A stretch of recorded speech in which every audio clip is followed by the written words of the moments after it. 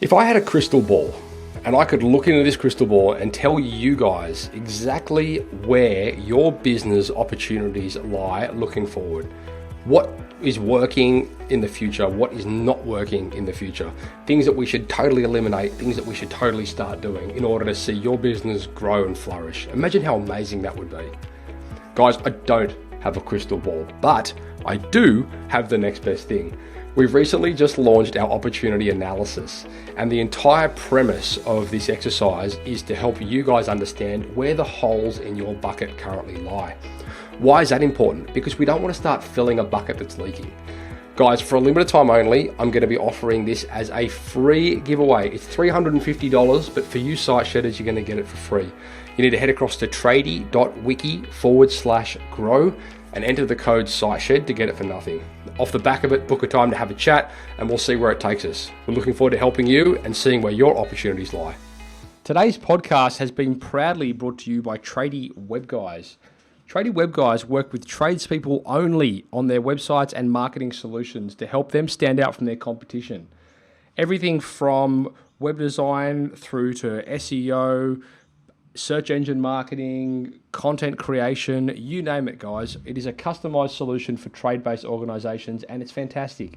Head across to tradiewebguys.com.au/apply, fill in the form and let's have a conversation.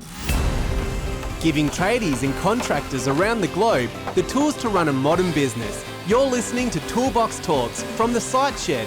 Now here's your host, Matt Jones.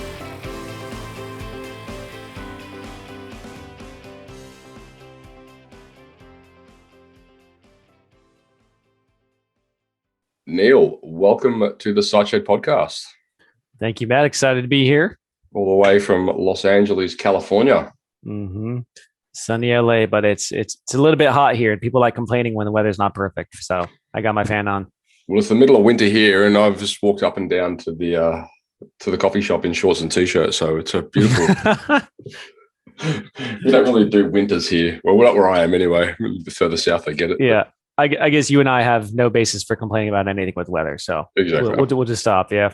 People will always complain. That's the lesson I've learned. Mate, thanks for joining us today. You're from MaidThis.com, and we're going to talk a little bit about your journey because you essentially have been able to franchise a services business, which is a cleaning business. I know a lot of our listeners and viewers out there we've had a lot of conversations in our group over the years about franchising. We've done some podcasting on franchising, but it's not often you meet someone that's actually done it and done it properly. So I think this will be a very, very well received conversation. So I suppose we might want to start with a bit about your story, and you can tell us a little bit about how you got into the game, and then as we progress, we'll dive into some of the nitty gritties that go along with building a business that can scale into franchises. Definitely. So I actually got my start in my career in finance. I worked at like a private equity venture capital company. So I was in pure finance, like living in spreadsheets, wearing a suit and tie to work, all that kind of good stuff. So trying to figure out some sort of side hustle basically to get out of that and try to travel. That was my goal. So tried a bunch of different things, a lot of stuff with like digital marketing, e-commerce. I didn't know how to do anything. Came across a post of a guy on Reddit who started a cleaning company. And I thought, let me give this a shot as well. And we started to work, we started to grow. And I think a lot of the reason why is, Matt, kind of what you mentioned too, is a lot of competitors on the local spectrum don't know what they're doing with marketing. So as long as you're kind of able to do it like with current times, you're probably already ahead of the game. And that's kind of been the philosophy. And that's what's really scaled us and grown us. So we started with just doing regular residential cleanings. Now we're focused on a lot of vacation rental as well. So those are the two niches. And I started in 2013, quit my job in 2015 and went full time and started traveling while having this business. So it's a fully remote business. And in late 2020s when we started franchising. So now we have 2 corporate locations and 2 franchise locations. Great. And what's the plan? Focus on with 2 things. One, making sure my corporate location is stable, growing, things are good. And, COVID took us all for a ride, right? Sure. So making sure the remnants of COVID are kind of over. And after that, just really focusing and doubling down on the franchise business. I'm super pumped on it. I think there's just so much greenfield opportunity, at least in the States with the model we're in. So aiming to get 20 franchise locations. Great.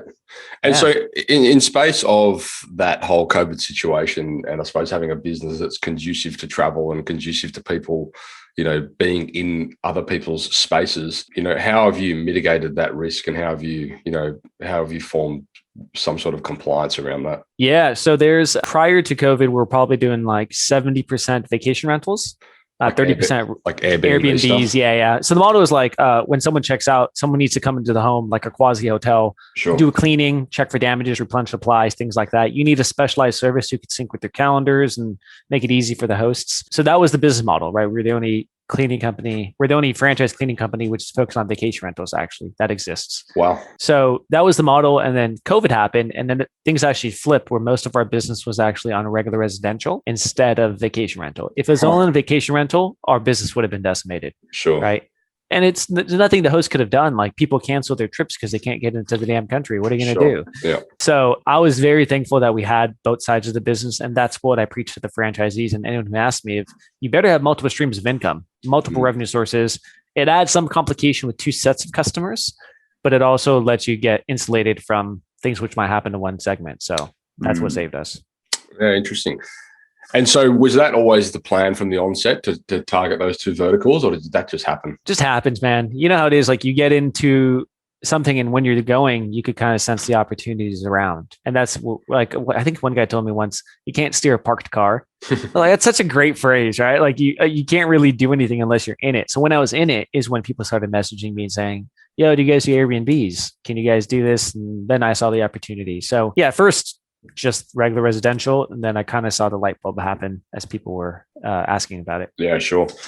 And so then how, like one of the things that a lot of our listeners and viewers out there have had to deal with and are constantly improving and evolving off the back of, well, I say off the back of, but like now that we're living in a world which has this, you know, this whole COVID landscape, and it's probably not going anywhere. You know, something they have had to develop is their process around like COVID compliance and, you know, work safety and, you know, all this kind of stuff. So how have you, first of all, deployed that sort of policy across the franchises? And then second of all, how do you go about communicating the way that you operate to your, you know, end customer? Yeah, great question. And it's such a evolving compliance thing, right? Like, so now they're wondering are you allowed to fire someone if they don't have the vaccine? Who knows? Like, so I have no idea what the laws are going to be like around this.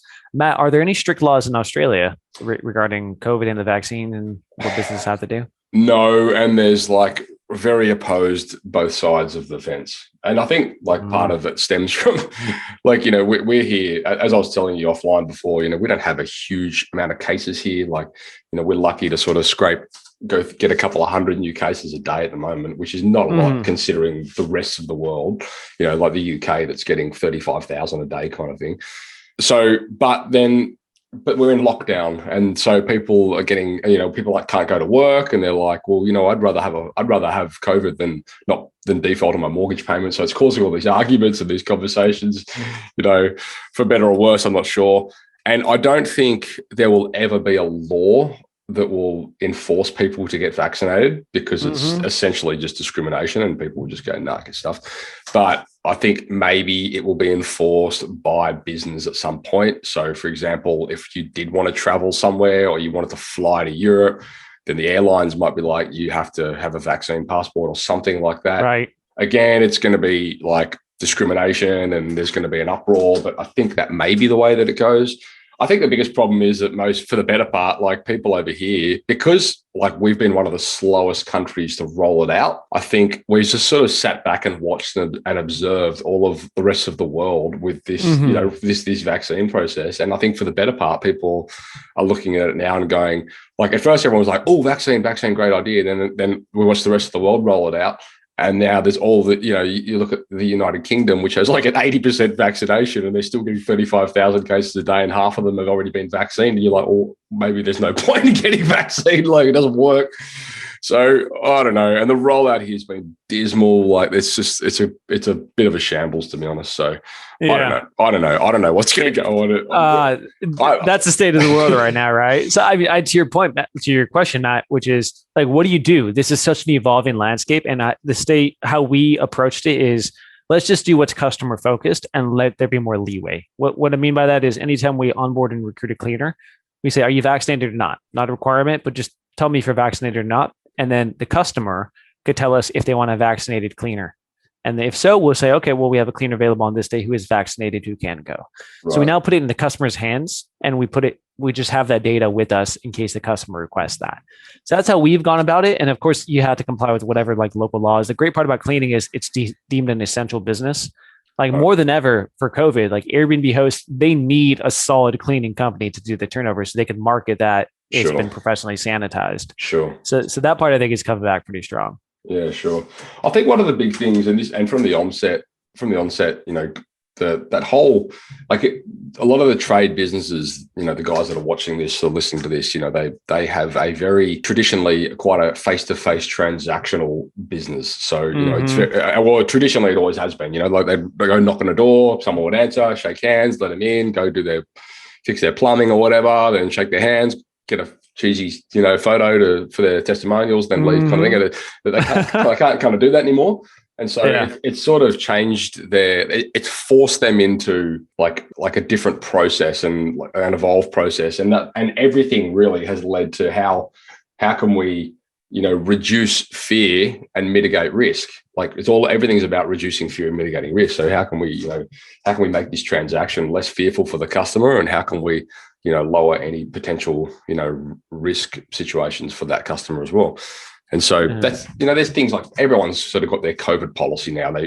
We've just put it up on loads of our clients' websites. Here's our COVID policy, blah, blah, that kind of stuff. But I think now that's kind of getting a bit stale. Like people are kind of looking through that. So I don't know what's going to come next. Yeah. We'll see what happens. But pretty much what we said is your customers kind of dictate it, right? So that's what you abide by. So that's a big transition, I suppose, is going from, running a business and then deciding that there's a franchise opportunity there. So I'd love to look into what some of those indicators might have been and at what point you made a decision of, well, I think this is actually franchisable, and what help you got in order to do it, because it's something that you obviously you're not born knowing how to do. So you must have had some good guidance there. Yeah. I mean, let's start from the top of like how I even came up with the idea. I didn't even think about franchising. That sounds like the most old school business model, like franchising, right? Like instead of starting your own business, why do you need to do a franchise right now? But I was thinking about how to expand. And this is the value of being in a network and having like business coaches and other smart people around you. Sure.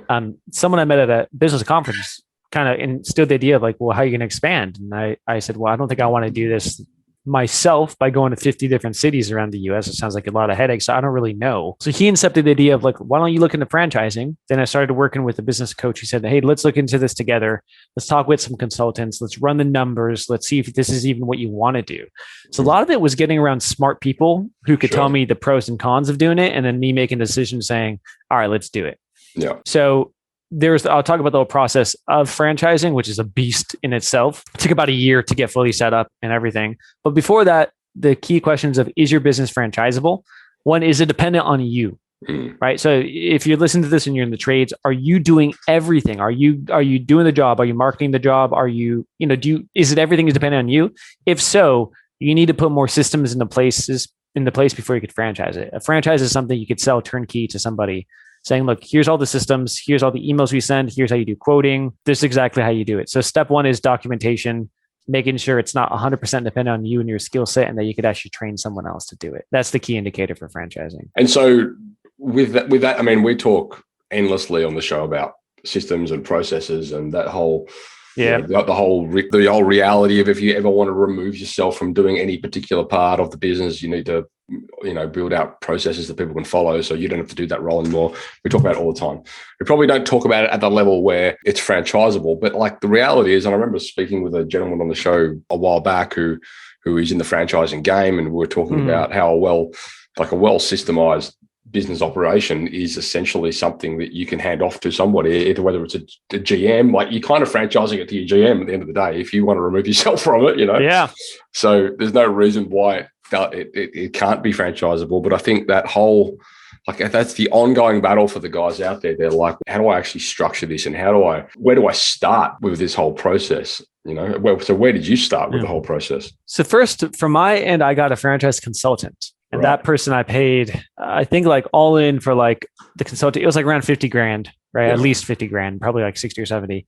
And that person would look at like competitors, tell me like how to structure my contract of the franchise contract, kind of instruct them in how to do things based off of what other similar concepts are doing, help interface with the lawyer to draft actual documents.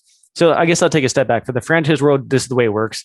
You create a fat legal document called the FDD document, which you give to the franchisees, and that's what they sign, which says, hey, here's our royalty, here's what you're liable for, here's what we provide, everything like that. And once they sign it, wire you the money, they're franchised, and you have to provide what you said you're going to provide in that document. Right. So the first part is just a ton of planning. Like how much are you going to charge them for royalty? Are you going to do flat rate? Are you going to do percent based? What's the initial fee?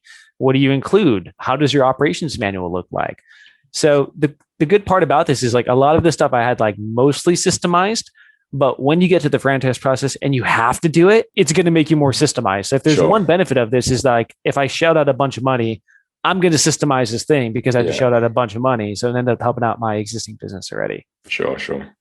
Yeah. And so what sort of things do you offer as the franchisor? I mean, because I know we've had loads of, there's companies out here that have I think a lot of them have, and I think it might have been something to do with a law that was passed or whatever, but they sort of went from the franchise model into a licensing model for whatever reason. I don't really understand that's a different model. But anyway, so the essentially it was the same shit, but they had to like jump through some different hoops for whatever reason. And they changed it to licensing. I don't know what the difference is, but I know like a lot of the guys that we speak with, they're like, it's good, but it's still on us to generate our own work. They don't do any of our marketing, blah, blah, blah. So like, where do you draw the line in terms of what you're going to offer them as the franchisor?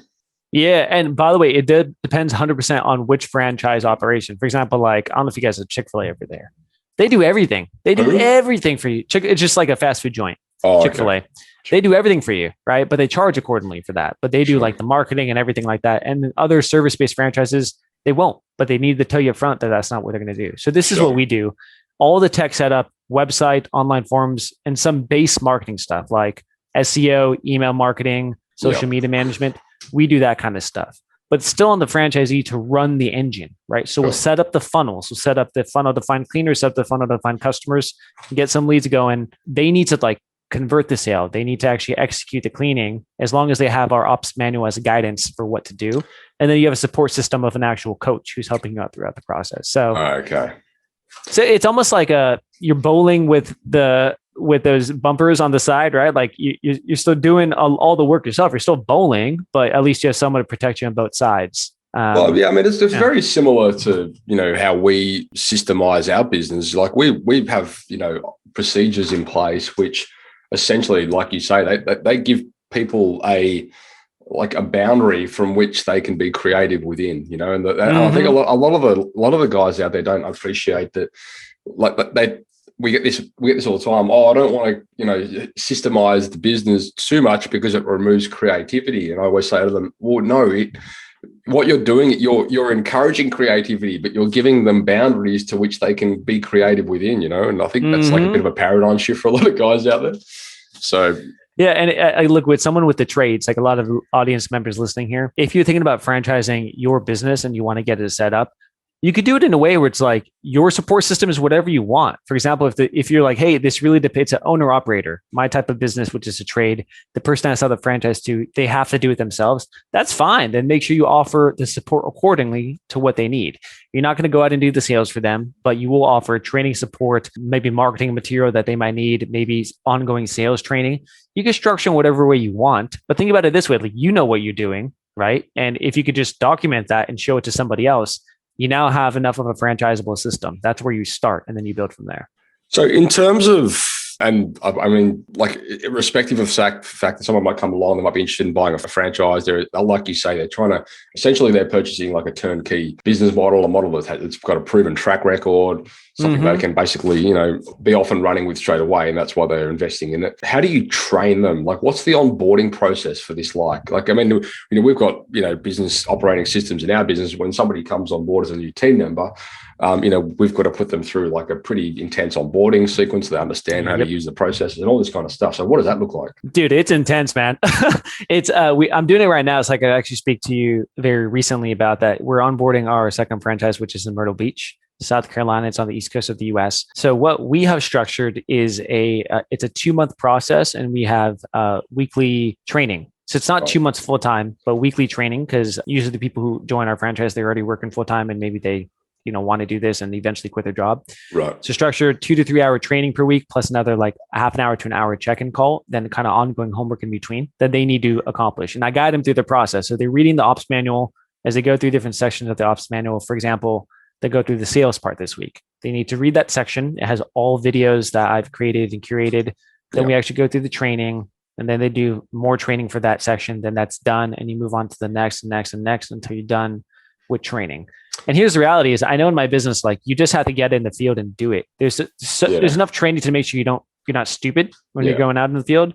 But most of it is like, hey, just get out there, try it out. And then as things evolve, I will be there to help guide them. That's the way we structure it. Sure. But I mean, the reality is like a lot of guys say that you might have been in the cleaning game for, 10, 15 years and not have the finance background that you have. So, I mean, people are not going to know about, finance. They may not know how to invoice. They might not know how to, how to use technology the right way. They might not know about tax obligations. Like, they might not know how to, put aside money into different funds and allocations for different sort of departments and things like that. So that is, and this is, I think, a reality for a lot of people out there, and myself included. Like I used to be a plumber, and at no point does anybody teach you while you're going through your apprenticeship or your trade qualification, how to run a successful business and how to manage cash flow and how to manage finance and all that kind of stuff. So the point being, like, you could be the best tradesperson or cleaner or whatever in the world, but if you're not taught how to run a business properly, then you're going to fail. Exactly. And that's like the guardrails of a franchise system. In theory, that's what a franchise system should be doing, is teaching you.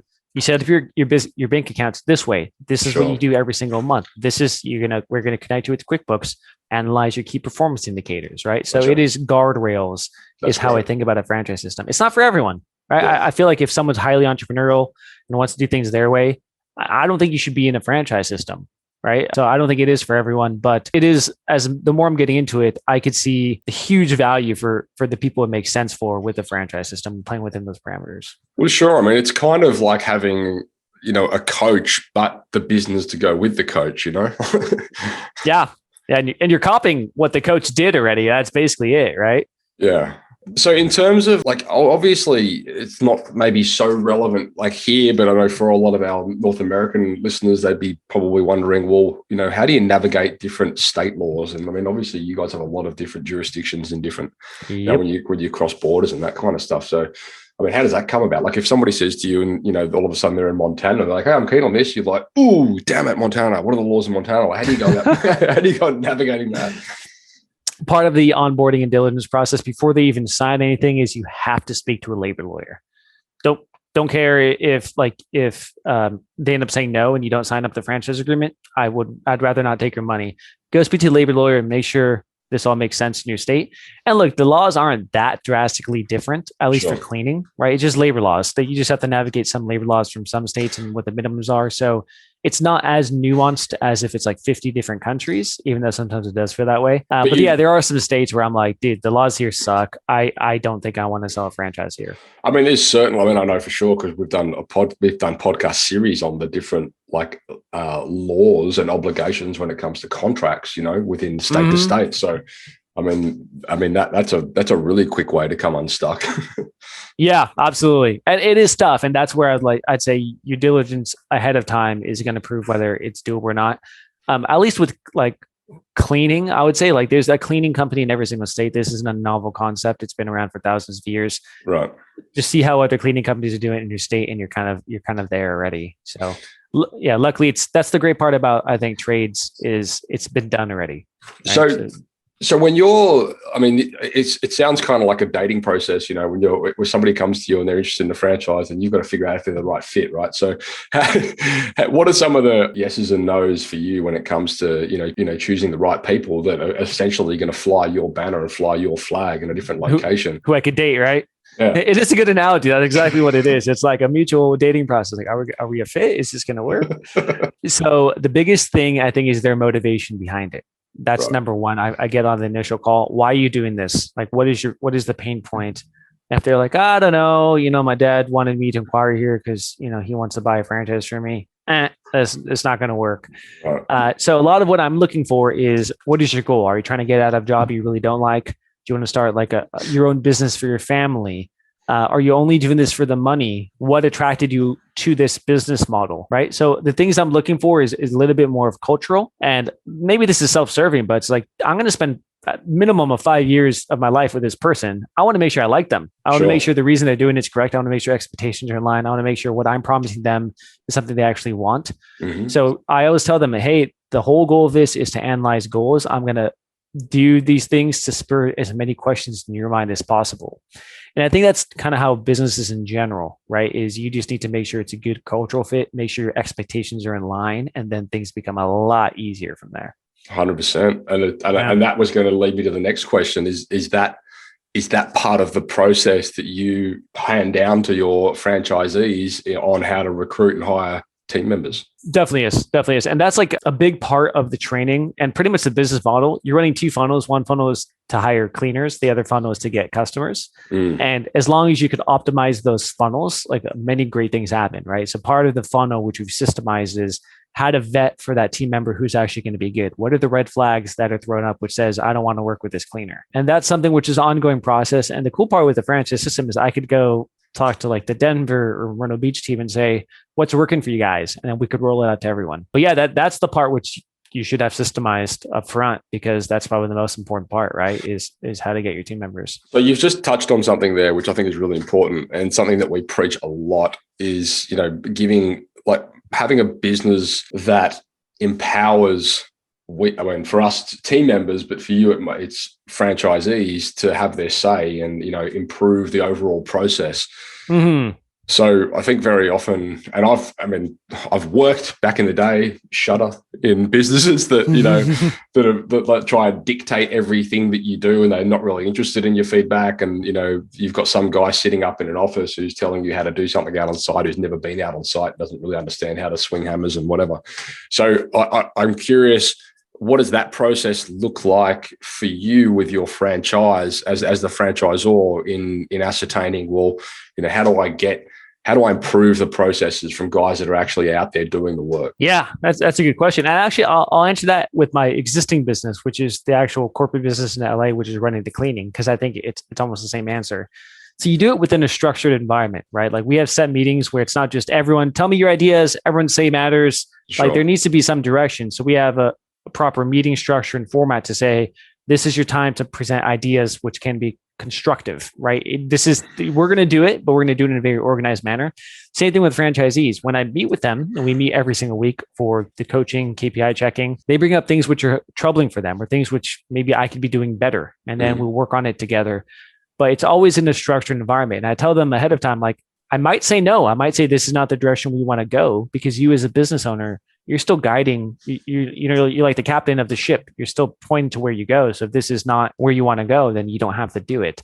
So I would say, as long as you're doing it in a structured way, like Matt, you nailed it. Like there should be an environment for creativity. There should be an environment where people can provide feedback to improve. It just can't be disruptive. So that meeting agenda or cadence that you have set, is it specific meetings that talk to specific things? I mean, I know we do that in our business. We'll have like a leadership meeting on a Monday, and every morning we'll have a business as usual meeting, which is essentially just, what are you working on? What have you done? What do you need help with? And then every quarter we've got our, like a flight plan meeting, which is basically trajectory for the quarter. And then every year we've got our annual, so on and so forth. So is it a similar sort of thing? It is. And it's funny you say that, because I feel like a lot of these business systems, it's the same meetings, but just in different names. Sure. Like the one we use is called Entrepreneurial Operating System. It's from the book Traction. So similar. I'm going through it right now again. Are you? I love it. It's an amazing book. That's so funny. Yeah. It's very similar to the structure you already have, honestly. You have a level 10 meeting once a week with your leadership team. They will have a similar meeting with their own teams. You have quarterly plannings. You set goals, hold people accountable to it. So the way I see it is like, whatever structure you have, it doesn't have to be this structure I just mentioned, but there needs to be some sort of structure. Sure. Right? Some sort of operating system you're working from. Might as well piggyback off of one which already exists, but if not, just put something into place which gives you a framework to work off of. And that's been a really successful thing for our business as well, to actually have that and I've got it documented. It lives in our intranet. It's a Google Doc, and I've created a Google Calendar, and all the team has access to it, and they know what meetings are coming up and when they come up, and it's just a really simple way of doing it, And we've even got things that are now like internal Net Promoter Score meeting. They know when that's coming out. They know when their internals like CSAT and all those kind of things are coming out. All these kind of things, and it's just. It's set up once and it's deployed and they just know where it is. And if they need a reference point, they can refer to the SOP, which talks to them about what they are and why they do it and all that kind of stuff. Matt, how many people do you have working on the ops team?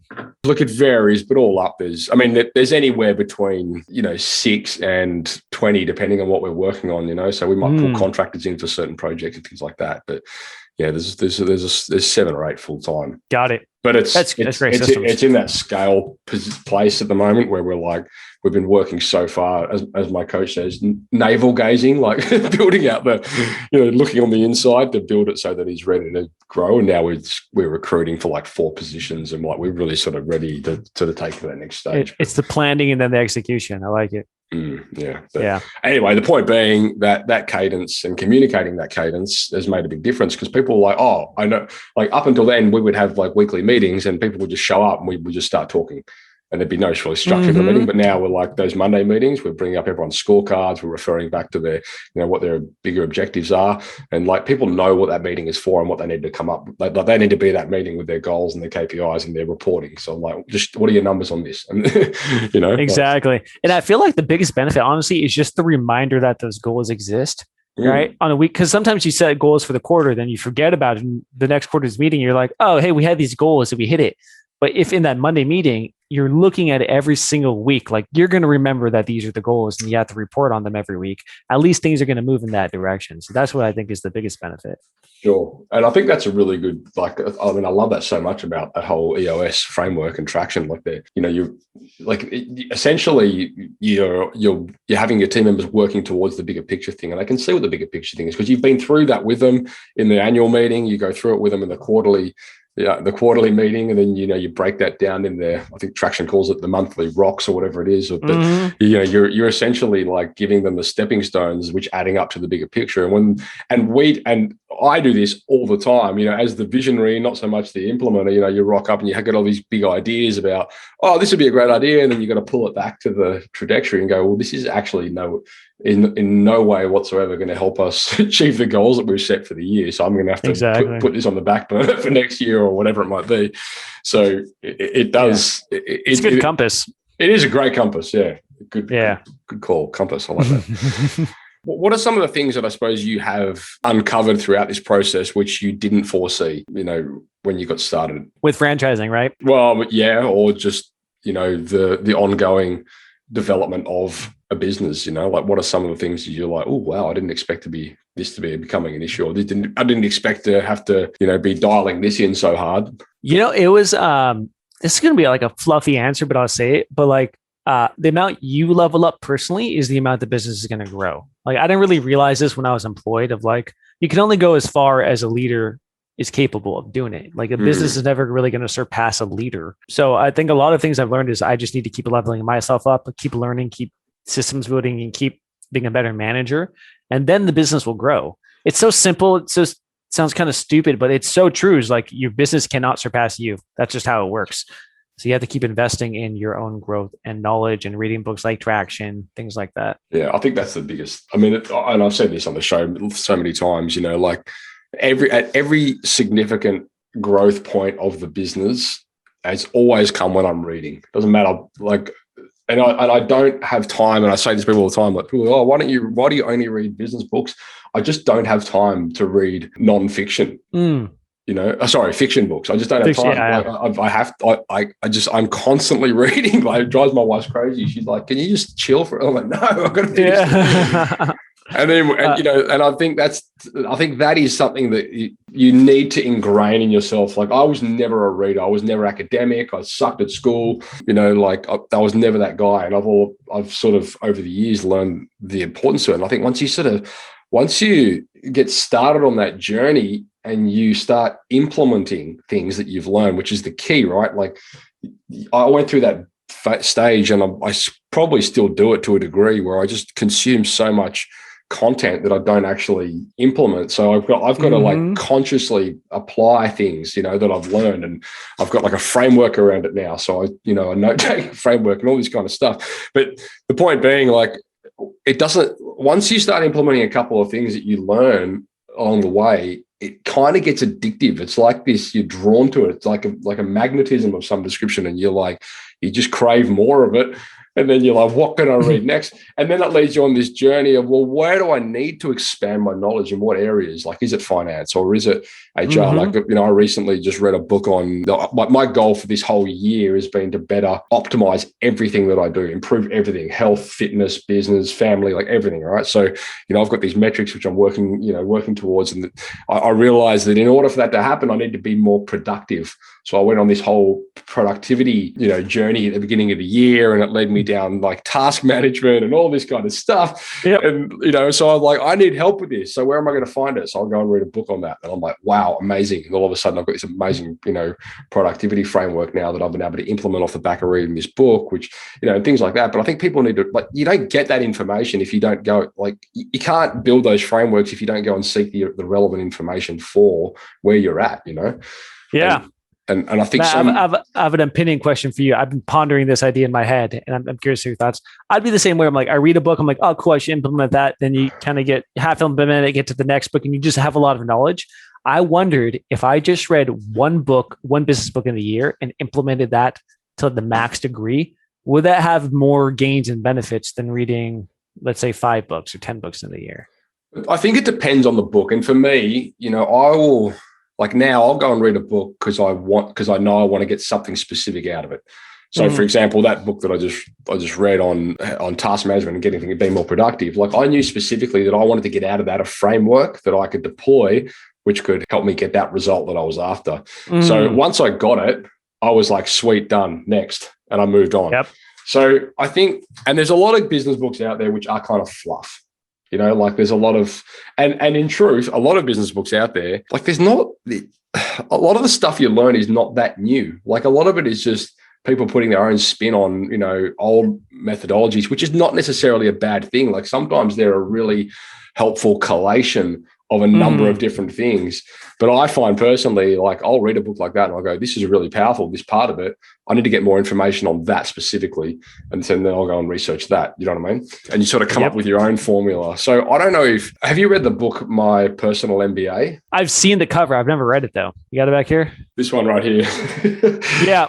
So that was a really interesting book because essentially, for you guys that don't know, an MBA is like a Master of Business, and it's like a course that you would take at a university or a college, and it'll cost you $150, couple $100,000 to go through this course, and at the end of it, you're not really guaranteed a job.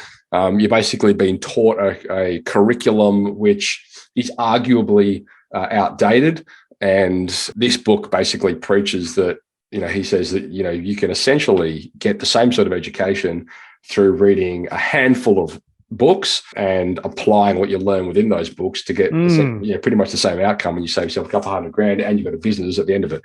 So I think there are certain books that the point being, there are certain books which speak to where you are at certain points in time. And I will go back and read a book that I read 3 years ago, and it's like a completely different book. I'll pull something completely different from that book, and I'll be like, I swear to God, this was not in it 3 years ago. Somebody's come in here and added these chapters in. Yeah. And because you got to hit things that are important to you at that point in time, and I think that's a big problem. Like when you read books that, like, so many books are really broad, like even Traction, to be honest. I mean, Traction speaks to so many different areas of a business. It's very easy to glaze over and just go, I don't even know where to start here. Although it does take you on a journey, that journey, everyone's journey is different, right? So I think that, like, being mature enough to understand what you want to get out of things is really powerful. I have not done it so far with rereading the same books I have, but now I kind of want to, because I feel like, for example, Traction, the first time I read it, way too much to implement. I didn't even do it. But now that I've kind of mostly implemented it, I feel like now I could read it again, figure out the points that are done, and the points I'm like, oh, I forgot to do that piece, and it won't feel like drinking through a fire hose anymore because I've done half of it. And same with other books, like productivity books, things like that. So that's a good tip, actually. I'm probably going to go do that. And I think that's the problem with a lot of, coaching programs and things as well. Like, when I got started in business, I joined a coaching program. And I think in the first month, I was plugging into a program which was at the point where they were learning about mergers and acquisitions. And I was like, I could not be less interested. I'm a startup business. I couldn't care less about mergers and acquisitions. I want to know how to, hire my next, developer or, make the phone ring or whatever it might be. So, so I think, again, understanding, like, if you're going to get coaching, there's coaches out there that specify in areas, like there's no problem getting a coach that can help you with HR or getting a coach that can help you with finance, like there's people out there who will specialize in that. I've never really found one coach that is really good at everything, in truth. Right. And I've spoken to a lot. I don't think I would. If some coach says they can help me with every aspect of life, I'd say, I probably don't want that coach. You want someone who specializes in what you're looking for. Yeah. I mean, a good coach will be able to equip you with, resource for those sort of areas. They don't always have to be the, do it this way, or, this is the right, it's unrealistic, I think, to presume that, someone can just know everything about everything. Mm-hmm. But anyway, that's my experience. Agreed. I agree. So I suppose in closing, I think that was pretty powerful. Like you were saying, a lot of as the businesses grow, your leadership has to grow and develop. And I think that's something, which for you guys out there that might be starting in business, you'll learn that as the business grows, your role within the business changes significantly. For the example, you might currently be the guys out there, pitching roofs or clearing block drains or whatever it is. But, if you're going to grow a business, then at some point you're going to have to take that hat off and put the hat on of the guy who is the recruiter, the HR guy, the guy that's, customer relationships, or the guy that's marketing, or whatever it might be. And, you have to learn these things. And so these are not things you're expected to know, but they're certainly things that you are going to need to know if you're going to want to take the business to the next stage. So that paradigm alone is leadership, really, isn't it? It's understanding, well, if I need to get to here, then things are going to change, right? It's almost humbling, right? At least you need to be aware of what you cannot do yourself and what you should be outsourcing. And it's tough to be introspective that way, of saying, these are my true deficiencies. This is what I'm terrible at. This is what I need to be outsourcing. And I think that's the journey, right? That's why business ownership is so great in some ways, is it just really exposes that, because your business is a reflection of who you are, right? So something's not going right, change your leadership and you can help improve it. Cool, man. Well, this has been awesome. Is there anything you wanted to close off on before we got it wrapped up? No, I mean, look, if anyone here is interested in franchising, hit me up. More than happy to provide guidance. My resources, the consultants I use, just anything to help guide you on the process, save you a ton of money from not making the same mistakes I did. So feel free to reach out to me. We have MaidThis franchise, which is it's a fully remote cleaning company franchise based only in the US at the moment. So that is something we're out in the market for. Anyone here knows someone who might be interested, would love a referral. So just go to maidthisfranchise.com. If you go to neelparekh.com, I'll throw out whatever resources you want to see came from Matt Jones, and we'll connect with all my franchise guys if that is something you were interested in. So let me know. We'll put some links to all that stuff in the show notes for sure. So if you want to get hold of Neel or whatever, you can just head across the show notes. All those links and stuff will be in there. Mate, thanks for your time. Best of luck with the growing business. And I look forward to getting you back on the show in the future, maybe, and talking about what you've learned over the next couple of years.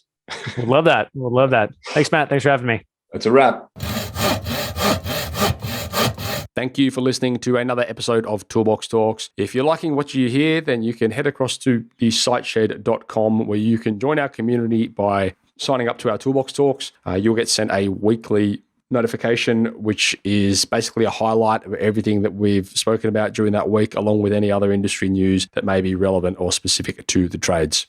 If you're enjoying the show, you can head across to iTunes, Stitcher, or SoundCloud, where you can leave us a review. That would be fantastic, and all the reviews get read out in the show. Likewise, if you have any friends or colleagues that you think would benefit from this show and the episodes that we create, then please go ahead and share it with them.